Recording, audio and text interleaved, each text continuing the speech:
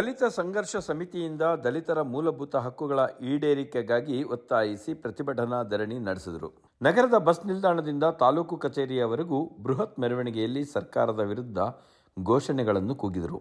ದಲಿತರ ಹಲವಾರು ಬೇಡಿಕೆಗಳನ್ನು ಈಡೇರಿಸುವಂತೆ ಒತ್ತಾಯಿಸಿ ಪ್ರತಿಭಟನೆ ನಡೆಸಲಾಯಿತು.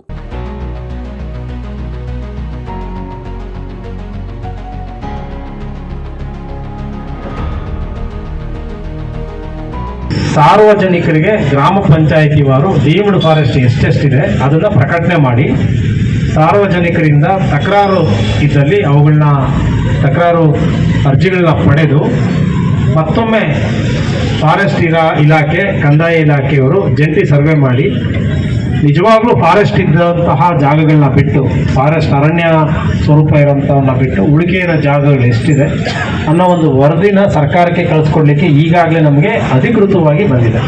ಆ ಕಾರ್ಯನ ನಾವು ಮಾಡ್ತಾ ಇದ್ದೀವಿ. ಮತ್ತು ಫಾರೆಸ್ಟ್ ಇಲಾಖೆಯವ್ರಿಗೂ ಹೇಳಿದ್ದೀವಿ, ಈ ಹಿಂದೆ ನಮ್ಮಲ್ಲಿ ಮಂಜೂರಿ ಆಗಿರುವಂತಹ ಜಮೀನುಗಳಿದ್ರೆ ಅಥವಾ ರೈತರು ಅರ್ಜಿ ಹಾಕೊಂಡಿರುವಂತಹ ಜಮೀನುಗಳಿದ್ರೆ ಅದು ಡೀಮ್ಡ್ ಫಾರೆಸ್ಟು ವ್ಯಾಪ್ತಿಯಲ್ಲಿದ್ದರೆ ಅವುಗಳನ್ನ ಯಾವುದೇ ಕಾರಣಕ್ಕೂ ಒಕ್ಕಲೆಬ್ಬಿಸಬಾರ್ದು ಅಂತ. ಶಿಡ್ಲಘಟ್ಟ ನಗರದಲ್ಲಿ 10 ಕೋಟಿ ವೆಚ್ಚದಲ್ಲಿ ಡಾಕ್ಟರ್ BR ಅಂಬೇಡ್ಕರ್ ಭವನ ಶೀಘ್ರವಾಗಿ ನಿರ್ಮಿಸಬೇಕು ಎಂದು ಒತ್ತಾಯಿಸಿದರು. ತಾಲೂಕಿನ ಸಾರ್ವಜನಿಕ ಆಸ್ಪತ್ರೆಯಲ್ಲಿ ಇರುವ ಅವ್ಯವಸ್ಥೆಗಳನ್ನು ಸರಿಪಡಿಸುವುದು, ಸಾದಲಿ ಮುಖ್ಯ ರಸ್ತೆಯ ಒತ್ತುವರಿಯನ್ನು ತೆರವುಗೊಳಿಸಿ ರಸ್ತೆ ಅಗಲೀಕರಣ ಮಾಡುವುದು ಸೇರಿದಂತೆ ಹಲವು ಬೇಡಿಕೆಗಳಿಗೆ ಆಗ್ರಹಿಸಿದರು. ಸುಮಾರು 1 ಗಂಟೆಗೂ ಹೆಚ್ಚು ಕಾಲ ಧರಣಿ ನಡೆಸಿದ ಪ್ರತಿಭಟನಾಕಾರರು ತಹಸೀಲ್ದಾರ್ BN ಸ್ವಾಮಿಗೆ ಮನವಿ ಪತ್ರ ಸಲ್ಲಿಸಿದರು.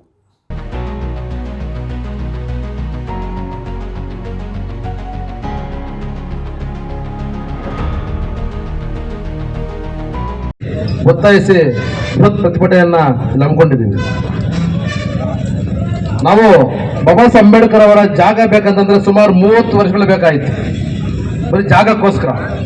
ಇನ್ನು ಭವನ ಬೇಕಾದ್ರೆ ಎಷ್ಟು ವರ್ಷ ಹೋರಾಟ ಮಾಡ್ಬೇಕು ನಮಗಂತೂ ಅರ್ಥ ಆಗ್ತಾ ಇಲ್ಲ.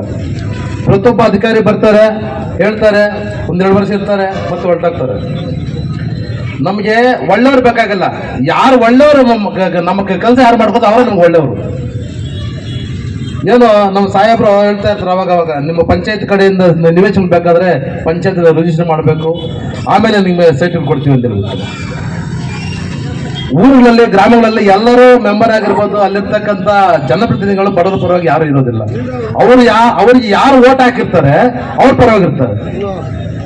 ಅಂತ ಒಂದು ಸಂದರ್ಭದಲ್ಲಿ ನೊಂದ ದಲಿತರು ಎಲ್ಲೋಗ್ಬೇಕು?